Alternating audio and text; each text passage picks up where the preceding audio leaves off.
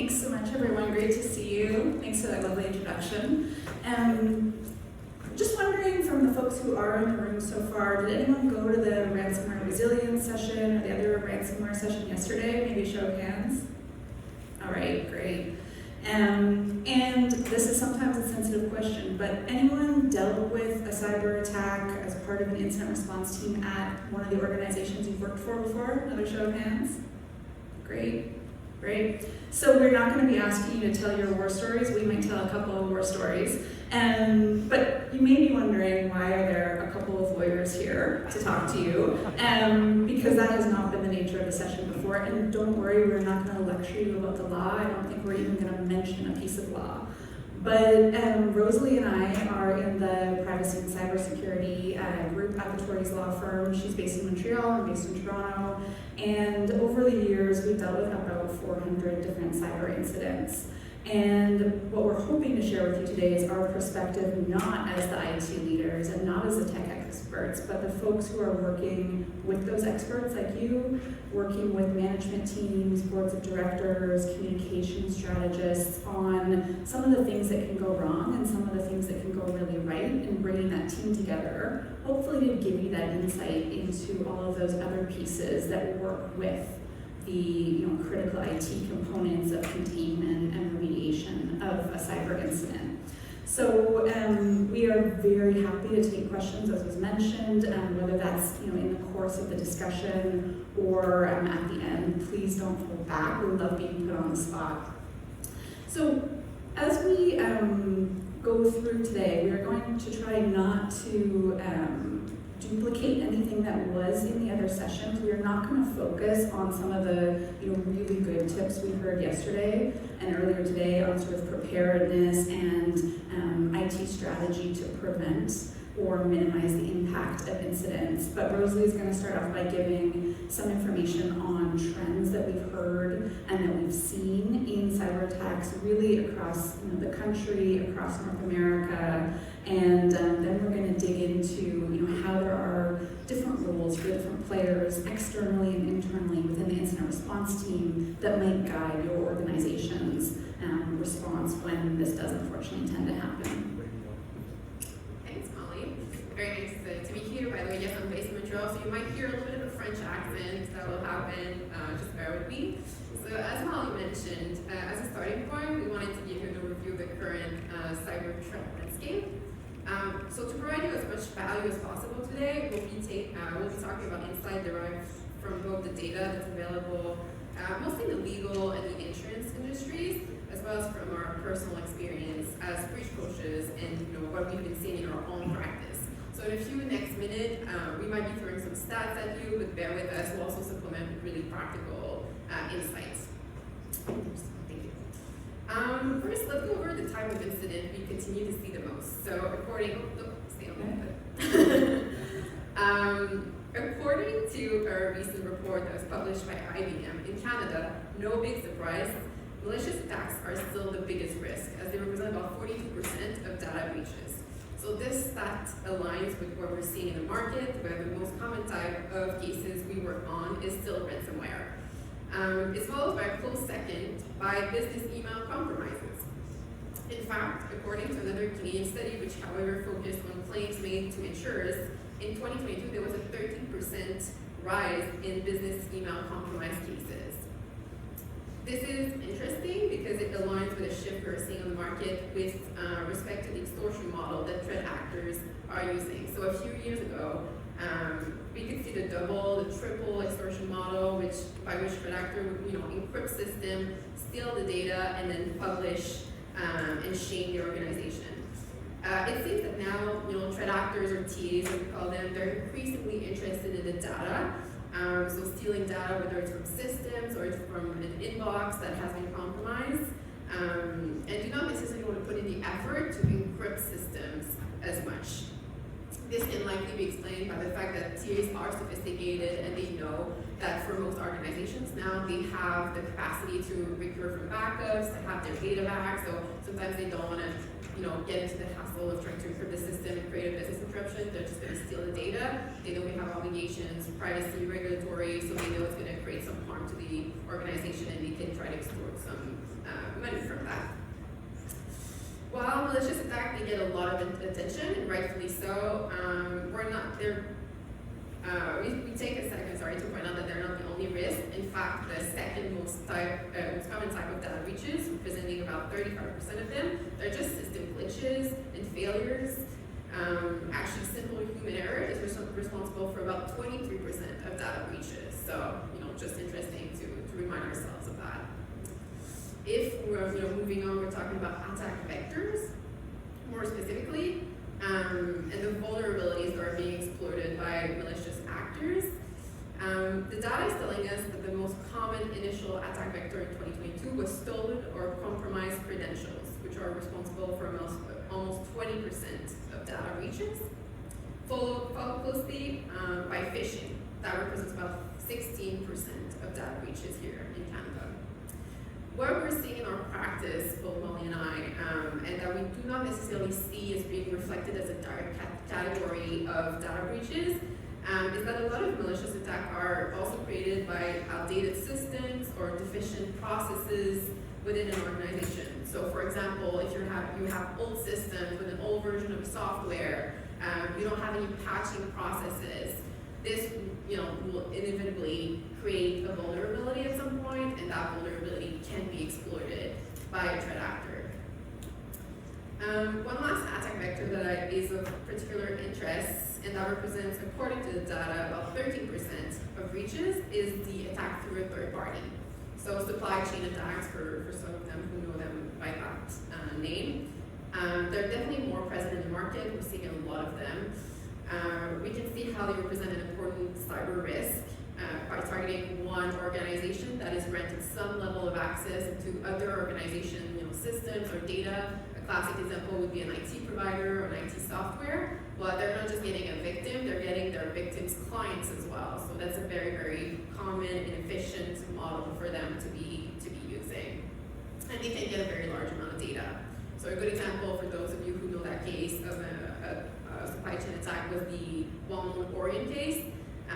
So in this breach, what the hackers essentially did is that through the IT management software Orion, they distributed a malware as a patch. So the organizations would effectively kind of install the malware themselves, thinking it was a patch to their system. So it was a very efficient attack that it created quite a few victims and organizations. I think the key takeaway with the third-party attacks is that it's no longer just about your own organization's cybersecurity posture, it's also about who you do business with and what are their cybersecurity posture and how it can affect your own organization.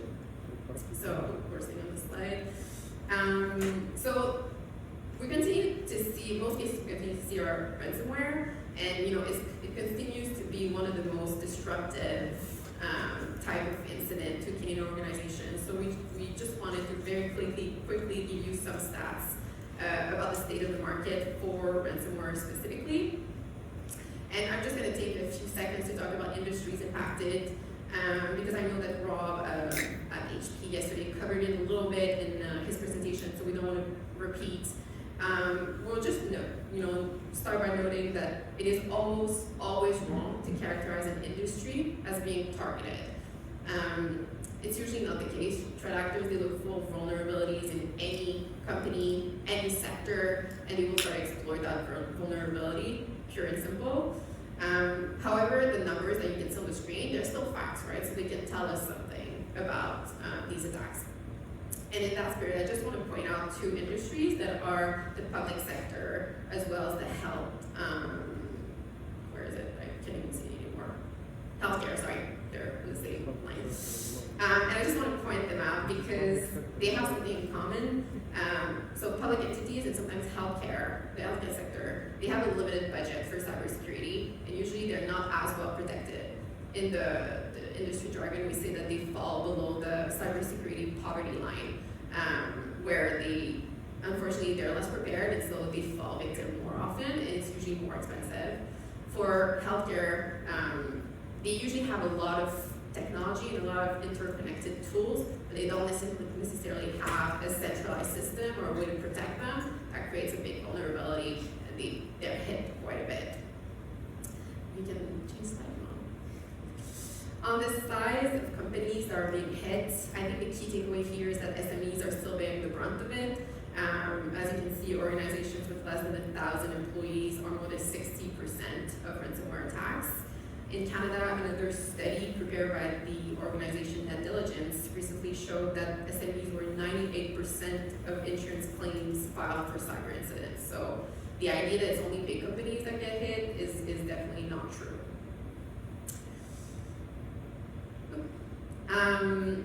For this next slide, and I know again Rob touched base on ransom demands and ransom payments, so I'm not going to spend too much time on this. I think the main point is that we're noticing a decrease in the average ransom payment because victims are more reluctant to pay anything at all. In fact, ransom payments are at an all-time low, which is a good thing. It means that as an industry, we're doing something right. It fell from 80% of victims paying in 2019 to less than 30% of victims paying now, which is great news. However, unfortunately, many organizations still do pay.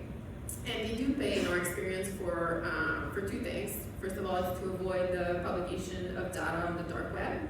And second is because they want to avoid the threat actor pressure tactics, such as, getting your clients called or your employee are getting an email, or, they don't want their business to be impacted in that way. So it doesn't necessarily stop at whether or not you want to recover your data because you need it or because your backups, bringing it back from your backups would be too long. Sometimes it's also about the whole reputational aspect of it. And that can be a motivator as well to pay a ransom. And also we see that some organizations and some of our clients obviously care very much about the individuals, employees, and so if they can avoid having that data published, sensitive data, they will consider paying a ransom. So that's still very much a reality. However, it will come as no surprise to anyone that the ransom is just one cost of the incident response. So to get back on your feet, there may be costs associated to rebuilding your systems. You might have, extra labor, new software, new tools. There can be also business interruptions, losses, and all of this is in addition to all the crisis service that you may need, which includes a variety of vendors that Molly's going to talk in just a minute about. Just to give you an idea of how much a breach can cost, according to the data in 2022 for SMEs, the average cost was about $169,000 for the whole incident, including about $110,000 just for the crisis service that are needed to help you get back on your feet.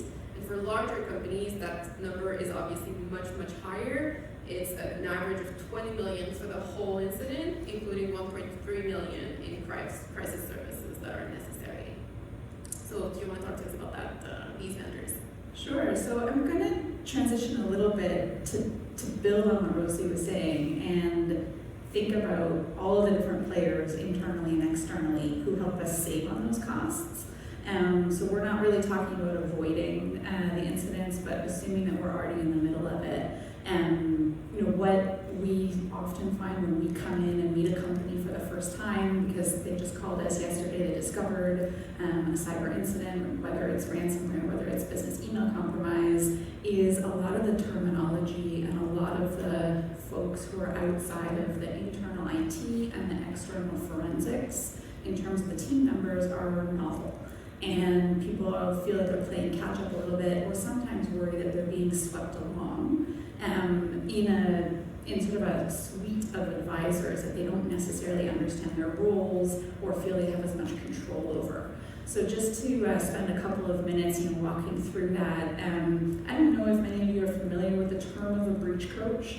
It was actually new to us about 6 years ago because, frankly, it's a term that the insurance industry came up with to sort of mean the quarterback, right, or your advisor who can help you manage the incident as a whole. What that translates to us, perhaps with a little bit of a lawyer's bias, is it's usually your external legal counsel. Not necessarily, but oftentimes it is your external legal counsel. And the reason we say that we're the breach coach is that, we do try to bring in sort of that industry perspective that Rosalie was talking about, our experience from past incidents to help you manage the priorities of everything that you need to do in the response, the containment, the external communications, and to give a little bit of comfort in terms of what absolutely has to be done, what is a decision point for management, what's a decision point for parts of your incident response team, and what can you leave until we're over the initial crisis and put as sort of a second tier of workflow.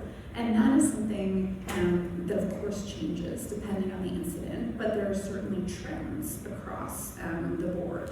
So in terms of the role that we would play in a breach coach or any of the breach coaches would be, we do tend to retain, formally engage all of the other advisors, so the forensic investigator that you might use, perhaps a PR firm, perhaps a ransom negotiator, because we have legal privilege, meaning that any of the work that these advisors are doing for the company, when we engage them, can be kept confidential if there's a regulatory investigation or if there's a lawsuit down the road. And a lot of the bad facts that might come out as to the root cause of the incident or some hiccups that we suffer along the way can be kept confidential. So that can be worthwhile in terms of keeping this to a very closed circle of individuals. And we can also help with some of the strict legal considerations. So which regulators are going to require you to report the incident to them? And what is the trigger for that reporting? What's the deadline for that reporting? Sometimes it's 24 hours, sometimes it can be 6 to 8 weeks. So you can help do that triage in terms of what information do I need to gather immediately? What needs to stay on the radar for the next 2-3 days? What can I sort of note, but then come back to in a week when some of the crisis has calmed down a little bit? And we can also help with sort of liaising with the insurer if you do have cyber insurance. I'm going to come back to that in a minute. In terms of some of the other folks who are engaging, many of you will be familiar with this. I'm not going to focus too much on forensics because I think most of you have a good sense of what they do. But PR, I think a lot of organizations tend to think, if I have a breach coach or a lawyer, they can help me with my regulatory communications, and I've got a great internal comms team. In the majority of incidents we handle, that is enough, and you don't need a PR person. But we do sometimes hire these expert PR firms where we know there's going to be a ton of media attention. And I don't like to call out particular names, but probably in any given month you can think of the company names that you are hearing in the media time and time again, and it's more than a one-day news cycle that they were hit. Whether it's a city, a hospital, a big company. Also, Rosalie was talking about professional services firms being among the most impacted in terms of numbers of incidents. If you're in a services firm where you have corporate clients or business clients who you need to notify under your contract of an incident where you might be handling their data, that's an immediate point at which we might lose control over the PR and sort of how closed the circle is, because your customers may decide to go out and issue a press release. They might decide to go out and notify their employees or their end customers or users of the incident. And that's often a trigger point when we want to bring in a PR team, because you are no longer the ones who are solely controlling the message, and you may need to be quite responsive. Sort of in the matter of an hour that you might be given for a media comment in response to communications that are put out by other customers or organizations that you're dealing with. Oftentimes, if you are a service provider to government, they are going to go public with an incident that you have suffered when you have far too little information, and that's often when we want a PR team involved. In terms of the ransom negotiation, Rosalie was talking about the numbers of payments that do still exist, and we may be among a very small group of people who come to talk to you to say there are lots of organizations that do still pay, and there are many cases when it's appropriate to pay. I know that the line for most people is you should never do this. Of course, morally, we don't agree with it, but in terms of the analysis that we do, we are thinking about the fiduciary duties that your officers and directors have to the best interest of the company. And when you do that, you need to think about the financial impact of downtime, the financial impact of the data being posted or published, lawsuits that might follow if the data is made public, contractual penalties and regulatory fines. And sometimes, not always by any means, all of that adds up to a decision that paying a criminal is actually the best thing for the company. Whether or not we have reached that decision, the role of a ransom negotiator in a specialized firm can be quite important to actually going out and engaging with the threat actor through the chat rooms that they use and finding out if they actually have the data they claim to have stolen, if they've actually got proof of the files that they took, and to buy some time for us to fully contain so that before we have to make a decision about whether to pay, we have some comfort from our containment and our remediation that they can't re-extort or re-attack, and we've resolved the issue. And so it is quite helpful to think about engaging this advisor at an early stage, even if you don't think that you're going to pay any money. It can really help, and certainly I'm sure many of you would have heard that we don't ever want to be internal folks within the company engaging with the threat actors and sort of showing them that they have the attention. We do like to outsource that. And in those cases where we pay, very importantly too, the ransomware negotiator will facilitate the payment. So many of you will know the time that it might take to dig up $250,000 or $1 million in Bitcoin, do your exchanges, can really waste time in the incident. So if you are using a negotiator, they will float the payment, they'll invoice you in dollars, and it can speed up a lot of those operational considerations. But again, if we are negotiating with threat actors, you want that to be confidential. So that's another situation where we try to have the lawyers engage them so that all of that is protected and can't go out to a regulator for full scrutiny necessarily. So we'll just spend a couple of minutes on some of the points that come up frequently in terms of things that can go wrong or areas to watch out for. And again, we're maybe putting you off with a title like governance. Not going to talk in deep detail about governance, but some of the things that might have either been on your radar or you might have experienced before, I think are better described as cultural points. One of the biggest challenges that we see in the incidents that we help clients with is that at the board level or the executive level, some of the first questions are, who messed up, right? It's usually a different expletive. What went wrong here and who's responsible? And instead of thinking about an external threat actor or something that may have gone wrong through accident or technicality, we're looking to point fingers. And what we really try to do when we're sort of helping the management team or the board with initial response is bring that pressure down of who in IT or who in another department may have messed up. What we really want to make sure people don't do is try to cover themselves and not share information or just be protecting their jobs or their reputation. And that can be a really challenging situation if you're the CTO, if you're the CISO, the buck is feeling like it's stopping with you, and it can really slow the communication about what happened. So it's not uncommon that it will take us days to discover that, the root cause, maybe we missed a patch was because somebody was too busy. And this was the 10th thing they had on their list, and so it took them 3 days to apply a patch. It's an unfortunate fact, but it happens, and we want to sort of open up the communication and create that safer environment where we can just say it as a fact. What do we do about that? Let's move on, as opposed to sort of letting some of the pressure around which heads will roll continue to build, because it doesn't create a good response team environment. It doesn't create that culture. Very similarly to that, for those of you who are leading IT teams, for example, or other business teams, we want to make sure that there are pathways, whether those are town halls, whether there are other forums, for the folks who are on the ground to be escalating their concerns about resources, about whether they have appropriate training, about whether they have too many things on their plate. And if you're in a leadership position, that you are also escalating that up to the executives and the boards who are setting budgets and thinking about priorities. It's one of the biggest gaps we see is that a couple of people at the ground level were saying for months or for years, we need to replace this legacy system. We don't have enough resources on patch management.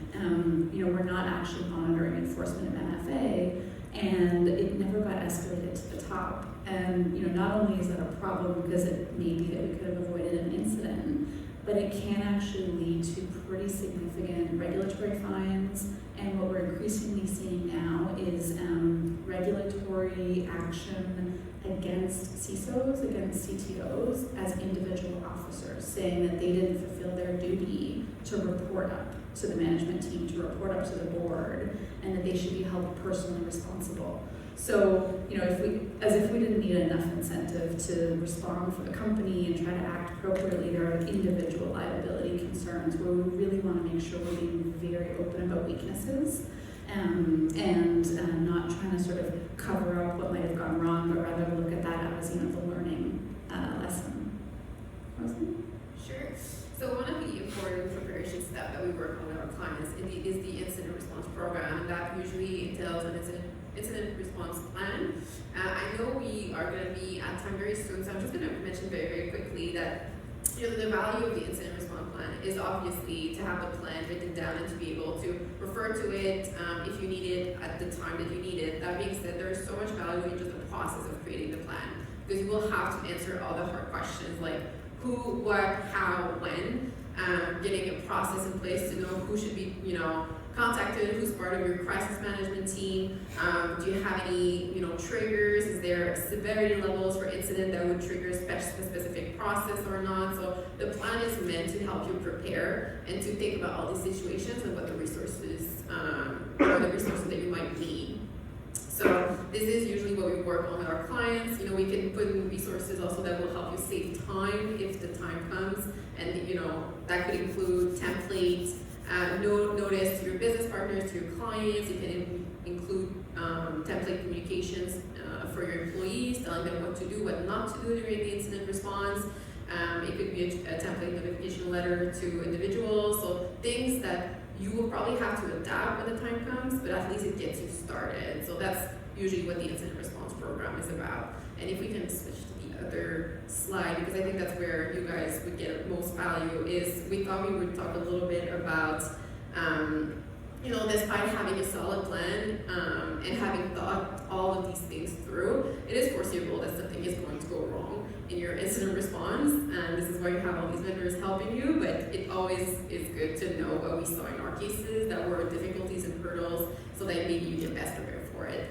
And very quickly, I will say that one of the typical issues we get is that organizations don't really know what their system holds and where it is and what does it really include. So when it comes to time to try to assess what could be the impact of the incident, while we're actually in the response, so day 3, 4, 5 of an incident, and saying, okay, well, what would be on these systems? Is there any contracts? Is there any data that isn't your organization's but might need other organizations' data, like your clients or your business partners? Is it where you used to save your employee data?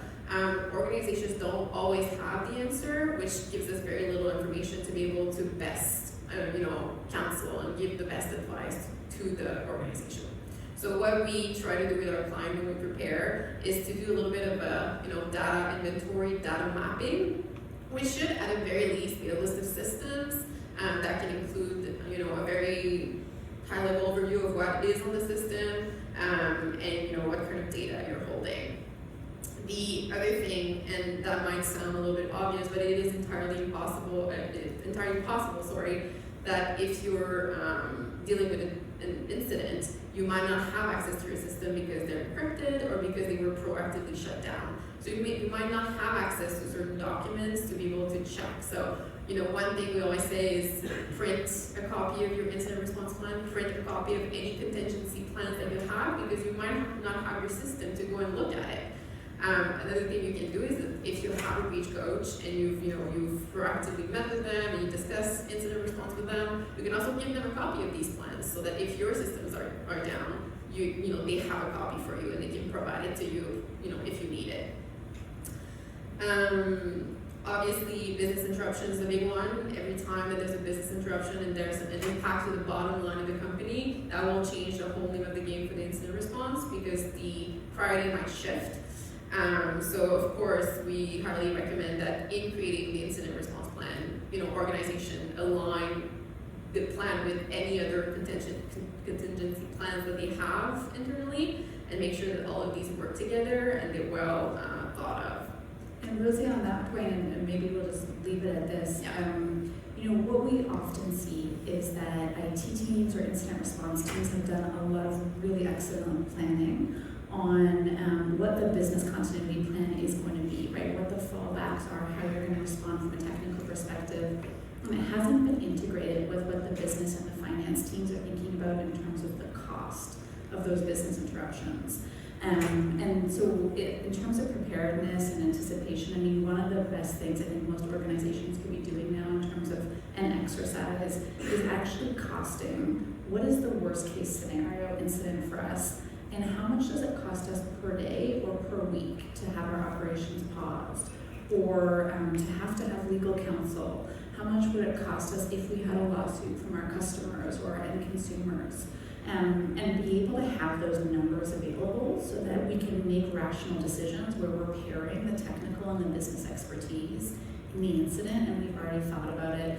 And it's not just a sell for us, we can help you with that as breach coaches, but your insurance broker can really help with that type of costing, and then also feed in whether you have appropriate insurance for that. So I think there's a lot of room for the CFOs to be working with the CISOs on some of this planning. And if anyone has comments, questions, different views, we'd be happy to chat about them after, but we'll leave it here.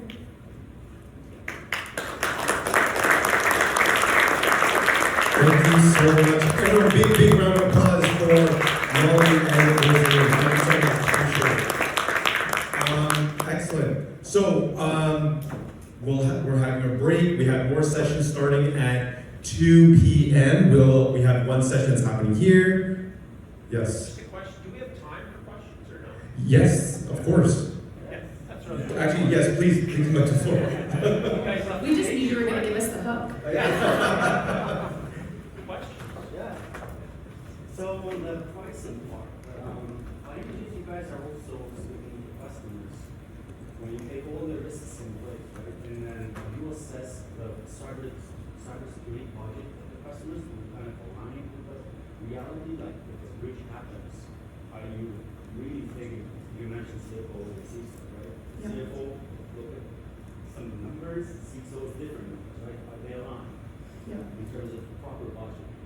No, it's a great point, and I'll just try to briefly summarize it in case folks couldn't hear, but are we aligning sort of cybersecurity budgets with these anticipated costs, and how are we, making sure people are talking about the same thing? And we know, all of you need more budget on cyber, and that's not the start and the end of the story, but I think it is a really good tool for IT leaders to be able to say, this is the cost if this goes wrong, and I might be telling you that it's going to cost $2 million to replace this legacy system, but let's compare that with $15 million if we were subject to this type of regulatory fine, if we had this type of litigation, from our customers. It's a really good tool to be able to balance that and be actually comparing sort of real numbers as opposed to just risk and concern. And thinking about how we can shift it, right? So sometimes we're thinking about, are we actually going to be pushing for different limitations of liability in contracts because we can't afford to take on that full risk if something does go wrong? Or right now, it's actually a very good time to increase your cyber insurance. Premiums are down, there's new insurers in the market, so that's a situation where you might go to your broker and say, we've got 10 million in insurance, but we actually want to increase it to 20. And can you get us a good deal right now, while it's a bit of a soft market for that? And on that point, you guys have like a list of minimum technology stack you would recommend, because like you said, you're helping creating an incident response plan, right? So, okay, APP, EDR, NDR, whatever, all of those things, you say minimum that you should have is this technology. The most important role that the lawyers play is not to talk about the tech stack. Yeah. And I think that's how we all get along, and we are there to help you. But to your point, I think where we can bring the industry perspective, right, as we think about what is the minimum, whether you're talking about endpoint detection, response tools, or other types of technology, what's the minimum setup that the insurers are looking for? what are the regulators calling out as insufficient? Whereas, we may have a range of industry standard tools and services in place, but are you actually below where you can't say you're industry standard, or you're just in the middle point even if you have room to mature? So it's a little bit of that perspective of what the external parties are viewing as sufficient, but always working with the real experts on the actual tech stack. I want to take the whole question, just to have one I place. guess conduit advisors and some of that other pieces, the breach coach and that sort of role or industry at a maturity where there are ones that can specialize in the industry? So in terms of looking for a breach coach, I'm in healthcare, is there specialties where that healthcare breach coach knows regulatory things that could be impactful, other sort of preventive measures? Is that a thing in terms of specialities, or is it kind of emergency? So is there sort of specialization in industry among different breach coaches? Yes and no. I mean, absolutely. There are lawyers who do more public sector work. So whether that's healthcare, whether that's universities, municipalities, and I think you do want to interview your breach coaches ahead of time and find out if they have an understanding of your sector. Less because the law is significantly different, but more because these hard decisions that you're going to be making change so much depending on who your stakeholders are. So whether to pay a ransom, right? For a private company, there's a set of analyses, like I was talking about the best interest of the company. For a hospital, where's that money coming from? It's not coming from profits, right? Are we actually taking that away from clinical studies?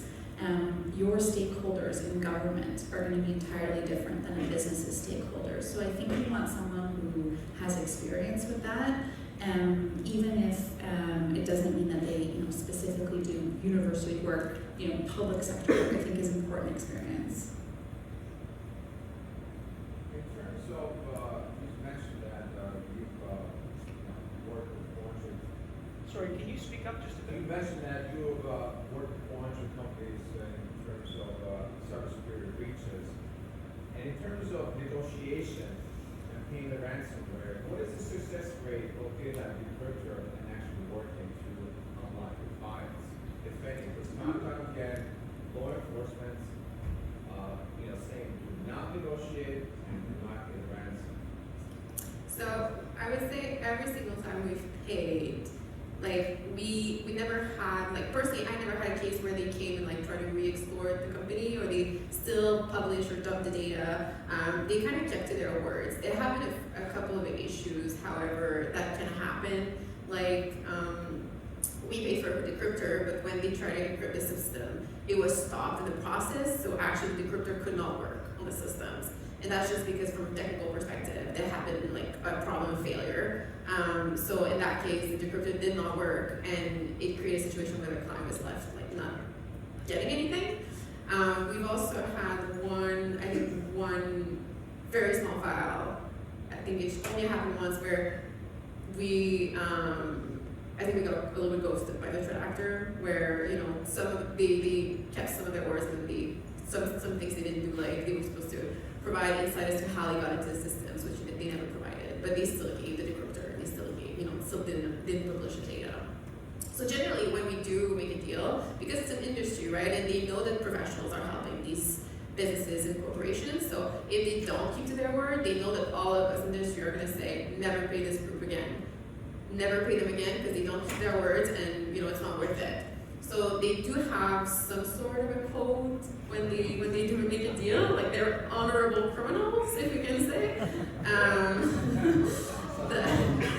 That being said, obviously we can never get a guarantee, and we've learned recently that they said they would not publish the data, but they would tell us that they deleted the data.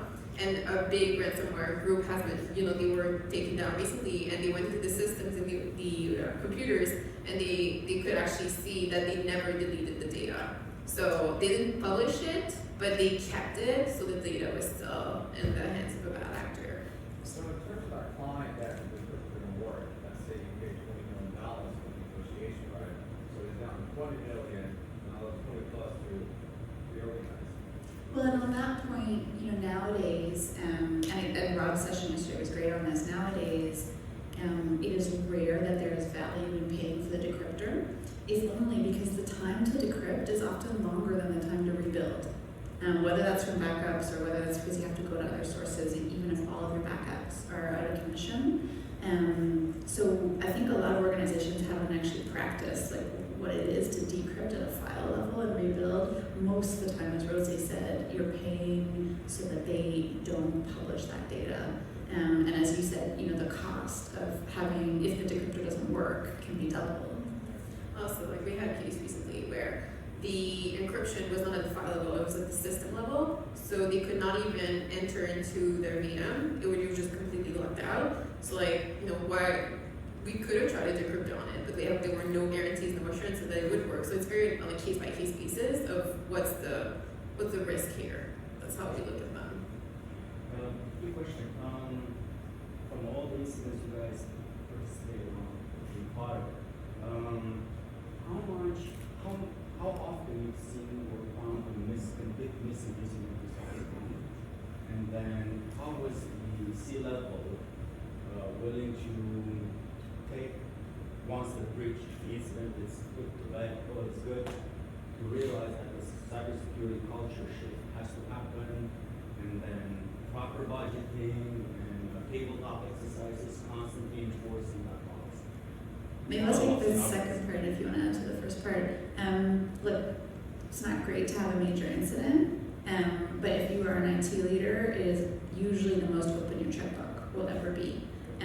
We see really good support at all levels of management for going not just to the point of remediation, but really, you know, much further above and beyond after they've been through, you know, one of these sort of system stopping and business stopping incidents. And so it's not a good thing, but it can be a very effective tool in really jumping a level up as part of the remediation and making sure it doesn't happen again. And we also find that, you know, the CISOs and other leaders are listened to more. They're invited to speak to management and the board much more frequently because management sort of realizes how much attention they need to be paying.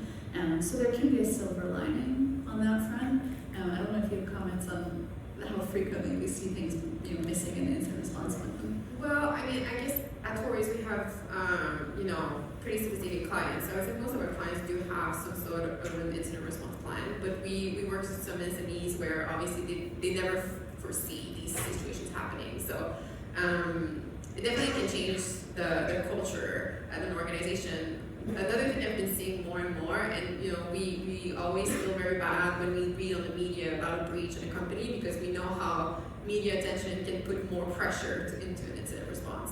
That being said, seeing so much of it in the media, sometimes like we had clients call us and be like, I know this company just got hacked, they're in my industry, I know exactly what kind of hurdle that's going to create for them. I want to make sure I'm better prepared than this. And so because of other companies being attacked, they will try to get on the train. On the program. Exactly.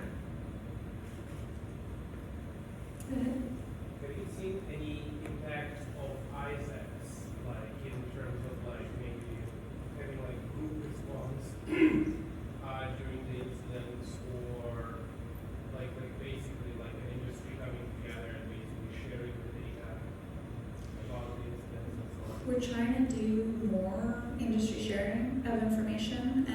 You know, right now it's extremely common that your indicators of compromise, your IOCs, will be shared with peers, and often it's very informal. Sometimes it is a bit more centralized, like through an industry association, where, you know, one organization or a couple might have been hit and then they're trying to share it out to everybody else so they can take immediate response. But we also sort of on the lawyer and the breach coach side try to do that where we know there's an industry event, you know, a common vendor, and so you've got dozens of companies that are affected, and on a no-names basis, we can sort of talk to each other about timing, and sometimes about, are people going to pay this threat actor if it's ransomware? Are we going to report to regulators? Are we going to issue a press release? If so, let's do it all on the same day so that no one company is getting all the attention, and we're making the media cycle as short as possible. And I think that the two ways of doing that, so peer-to-peer, often sort of from the CTO at a CISO level, is helpful for the technical information. It's much faster, you're getting it to the people who can actually take action on it. And then when you use the lawyer route, it's maybe where you don't necessarily want your main competitor to know it's coming from you, but you want the information sharing back and forth, so there's a bit more confidentiality or anonymity to do it that way. Less so from I think the industry associations are really interested in doing more of this, but they don't necessarily have the infrastructure and resources to be that hub right now. And maybe not as efficient, but we've seen a lot more police involvement, and we try to always get our clients, well, like we suggest and we recommend to clients that they share with police authorities, because they also kind of a central point where they can sometimes, like we had cases where they were following the chat rooms, and they were following the dark web, and they saw that one of our clients had been hit, and they were pretty certain that, you know, maybe there was a payment that was going to be made. And they called us and they said, don't make a payment, you know, we have information for you, we can help you, we have a decryption key. So like sometimes the police can be really helpful, but they do need to get the information, get the IOCs, they need to be able to make their investigation so they can provide value back. So we also try to, at the right moment, because sometimes that's not the first thing you do, it's not the first priority on your list, but at the end of the day, we always try to provide as much information as we can to the police as well. Question. Like recently, I received an email, an actual call from the government who doing the CRA, and like advise they can help for free. Like they can provide some help and suggestions what to do, and even estimate the network. Is it true? From CRA Yeah. and Canada Revenue? It's agency through the government of Canada. They just created recently, and that's actually CRA. So you received a notice that the CRA can help with. Yeah, and I call and I check the email, and it's actually from CRA. Anyone I call, yeah. That's news to me that they're taking action in this space. I mean, what I can tell you is that the U.S. tends to be a little further ahead of us than in a lot of these areas. And we do know that, for example, their securities regulator was reaching out to organizations to say, we found your data on the dark web, we can help you, do you know about this? As Rosalie said, we are seeing like law enforcement will sometimes find out before the company does. The ISPs are occasionally seeing so much traffic leaving and like a network that they will give law enforcement a heads up, which then filters back to the company, but I hadn't heard it from CRA. Yeah, I was surprised too, but I was maybe it's scam, right? It could be. But Just it don't was give them the not. credentials. But it's actually CRA. We probably have time for one more question. In terms of the cybersecurity insurance, what is your experience? What are some of the reasons the cyber insurance would deny a claim, for example? And the other question I have is the cybersecurity insurance, when they provide the payment, do they dictate the payment cannot be used for the ransomware payment, or it can be only used for the forensics, for example? Mhm. And if they ask for the evidence, that evidence itself might have been encrypted, so we don't have any evidence to give it to them. So they may be in a position to reject that claim. So how do you handle that with the cybersecurity insurance? Really good question. So I think a lot of organizations are happily surprised that their insurer is largely on the same side as them when they make a claim. In cyber right now, because it's still a relatively new market, they're not in the business of denying every claim they can. And you know, where there's a kind of a gray area on whether something is covered by your policy, oftentimes your insurer will err on your side. So they are not usually out to get us, if I can put it that way. But certainly you need to know what you're covered for. And you know, a policy will state specifically if they will pay for ransom. It'll say specifically what they'll pay for forensic, for legal, for credit monitoring, if you have to notify people, and you want to make sure you have those categories covered. And then they typically need to pre-approve those decisions to guarantee the coverage. So you have to have that ongoing communication with the insurer. You don't sort of just wait till the end and then submit the bill. But the other area that I think you asked about is, you know, when is it usually not covered? I think the biggest risk area right now for almost every company is business email compromises or social engineering that leads to wire transfer fraud, right? So communication is intercepted and somebody says, I changed my bank details, you know, send the payment here. There's very few insurance policies that cover that because it's kind of a mix of cyber. It's a mix of social engineering and employee error. Oftentimes the employees haven't actually followed the accounts payable process to payment instructions, and so that's usually where we see the most bad news stories. And maybe to answer the first part of your question, which was when is it denied? So just to comment on what Molly said, or to add to it rather, the only time I've seen problem with coverage is when there were specific technological controls that were supposed to be put in place that were never did. That they never did. So the company like said they would implement MFA within 3 months of let's say getting a policy, and they never did. So because it was not following the terms, that's the only time really I've seen an insurer deny coverage when they have the policy. Vacant data Thank you. centers, if you don't sunset properly, they ran into this same problem where we submitted a claim because somebody got inside the system. They got inside the system and we had all the appropriate controls.